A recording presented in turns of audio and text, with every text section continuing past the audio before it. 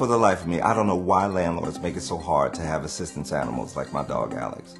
My last apartment, the building manager was a real problem. When you have access to so much information, you have the responsibility to be very careful how you use the information and share that information with clients in the MLS.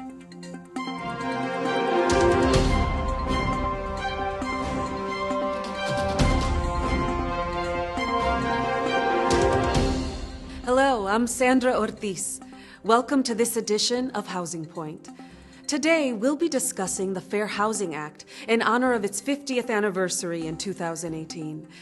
President Lyndon B. Johnson signed the Fair Housing Act on April 11, 1968, just days after Martin Luther King Jr. was assassinated. Dr. King was the country's most notable proponent of fair housing, marching in the streets of Chicago in 1966 to end the years of housing discrimination experienced in communities across the country. The Act currently prohibits discrimination concerning the sale, rental, and financing of housing based on race, color, religion, sex, disability, familial status, and national origin.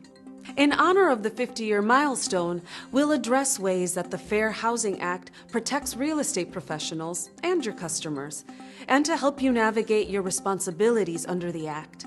We'll also look at how the Fair Housing Act addresses harassment and retaliation in the housing context. Finally, we'll review the best practices for criminal background checks of housing applicants. Our first story profiles a veteran who has an emotional disability and wants his assistance animal to live with him. Many landlords still aren't familiar with the Fair Housing Act's requirement that housing providers accommodate tenants who require assistance animals. Horace Miller reports from Chicago. Philip, a Marine veteran, is joining me today along with his assistance animal, Alex. Philip and Alex have been a team for 6 years. After serving tours in Iraq and Afghanistan, Philip was wounded and developed post-traumatic stress. Now Alex helps him get through some very difficult days and nights. Alex is a part of me. I really can't imagine life without him. Somehow, he always knows when I'm having a bad time. Like last night, he woke me up so I didn't start having a nightmare. And before Alex, I would wake up thinking I was in the middle of a firefight. Not anymore. He's the one thing that keeps me calm. And your doctor suggested you benefit from an assistance animal like Alex? Correct. My VA doctors have eliminated most of the medications I used to take since I started using an assistance animal. One of my doctors even said, my dog is the best medicine for me. But try telling that to some of these landlords. Landlords and building management need to be aware of the law. They are required to accommodate people with physical or mental disabilities and permit them to have an assistance animal, even when a building has a no pets rule. If a tenant with a disability makes a request for an exception to the rule, building management must accommodate them. Unless there is a threat to the health and safety of others, the housing provider should consider and grant the request. Any animal that provides a disability-related service to the disabled can be considered an assistance animal, even monkeys, birds, or reptiles. Your building has a no pets rule, so what did you do to support your request for an exception? Well, since my disability is post-traumatic stress, which isn't something you can see, I provided management with a letter from my VA doctor. Now, the letter explains that I have a disability and that Alex provides me with disability-related assistance. Well, that should be all you need to have your animal live with you, right? You would think so, but then the landlord wanted to know what my disability was, what medication I was taking, and some other health-related information, which I didn't think was any of their business. According to the Fair Housing Act, housing providers and real estate professionals are not allowed to ask for information regarding medications, copies of medical records, or any details about the nature or severity of a person's disability. A letter from a doctor detailing the patient's need for an assistance animal should be all it takes to allow for an exception to any no pets rule. Of course, there are some people who try to exploit this right, and fake documents can be obtained from uncredible sources. If you suspect that documents are not credible, make a written record and advise the property owner of your concerns. Then have them advise you regarding next steps. For more information about the accommodation for assistance animals, visit fairhousing.realtor.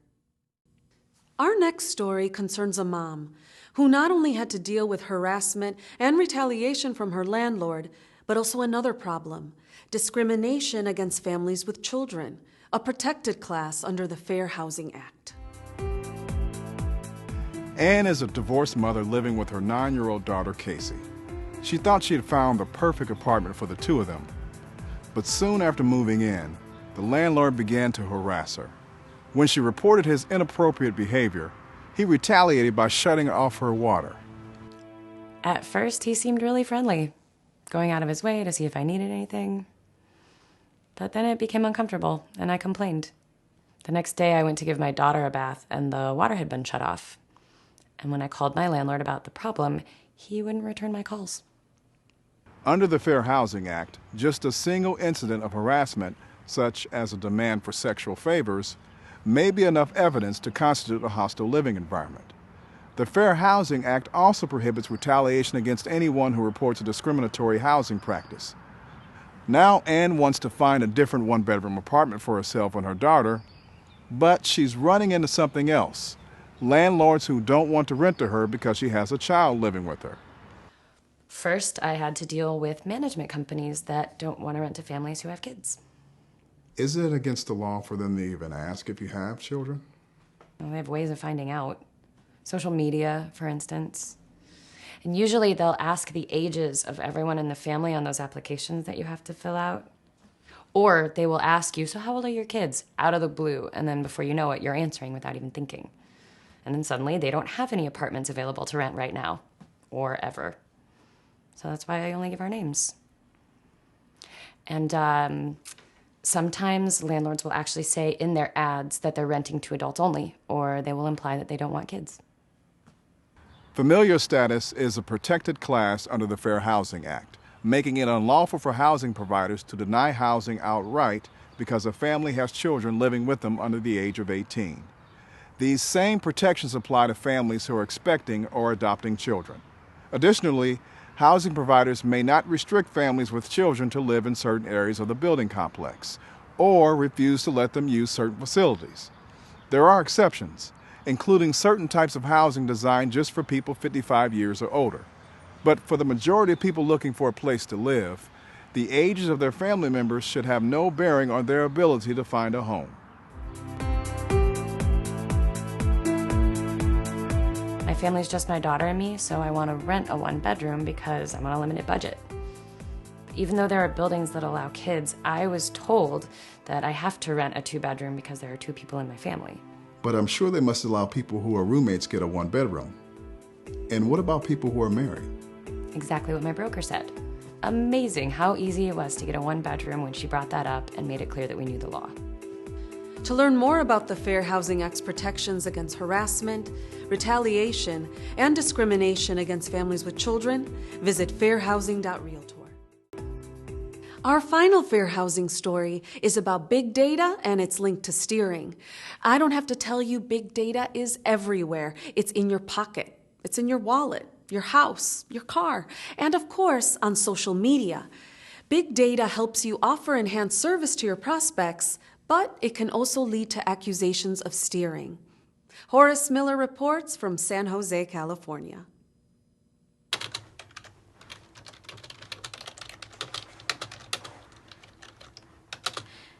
In real estate, data about properties and customers is readily available, and what used to take months to collect, organize, and analyze now takes only minutes or even seconds, and it seems to grow exponentially every day.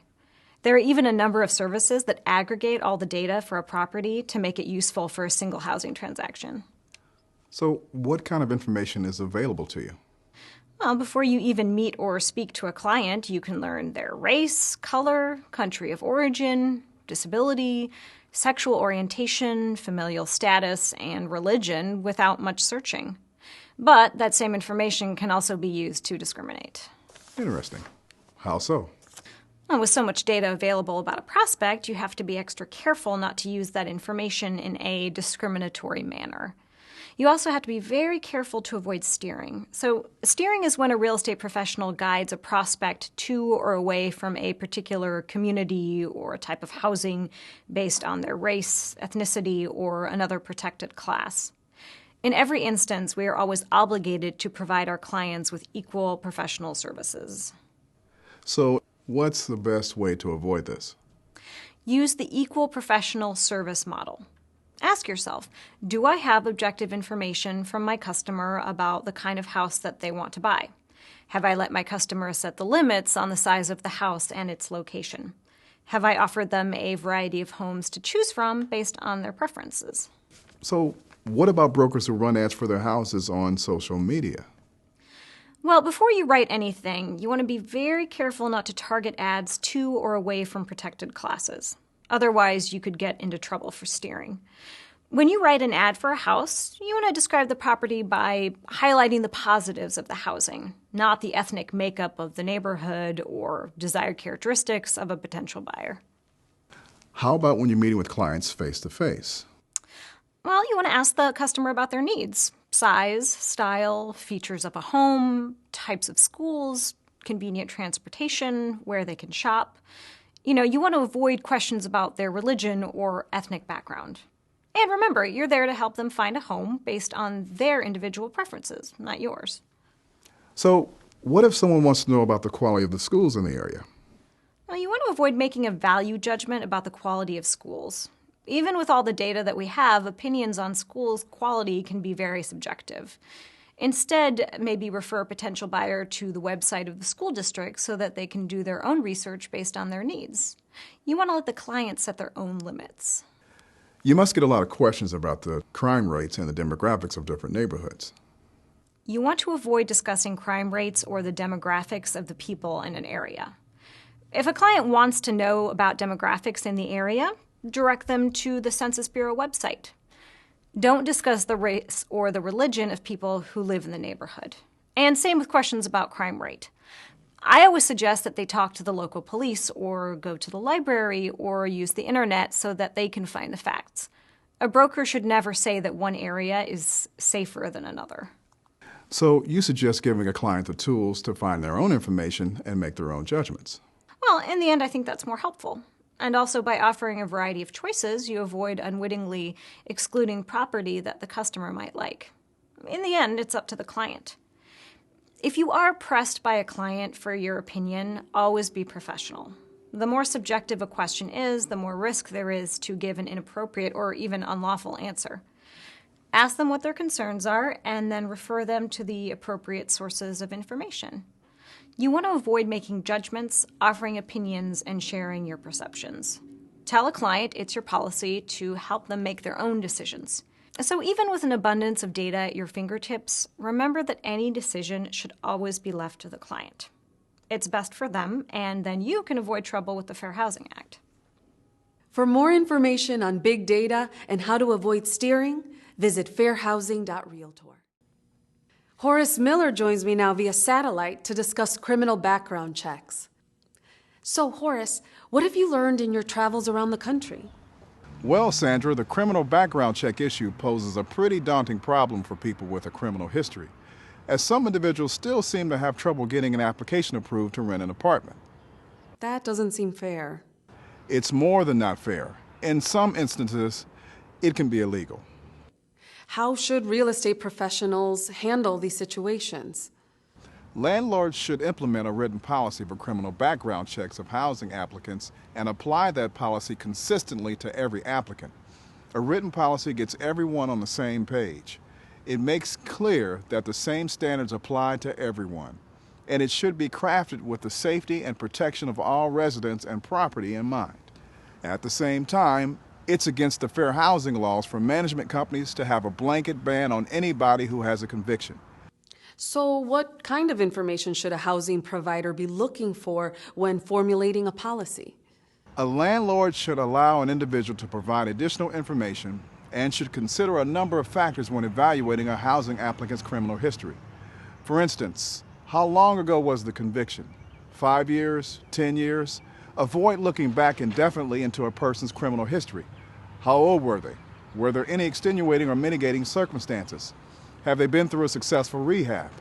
Was the crime a misdemeanor or a felony? Was it violent or nonviolent? And a housing provider should never consider arrests as part of the applicant's criminal history.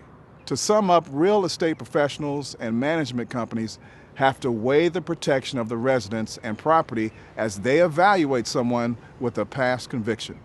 A good policy helps those who have paid their debt to society find a place to live. Thanks for the excellent report, Horace. Thank you. For more information about criminal background checks, visit fairhousing.realtor.